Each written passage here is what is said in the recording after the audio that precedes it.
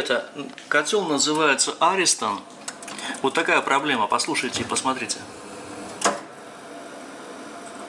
Вот.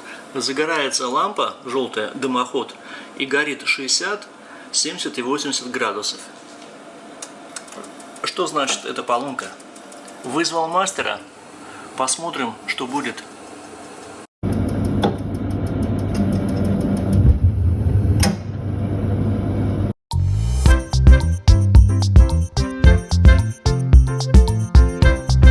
Что сделал мастер? Он, понятно, снял эту панель, потом открыл эту металлическую крышку, там специальная камера. Вот, и там были, получается, 3 электрода. Они были все в саже. Из-за этого все и происходило.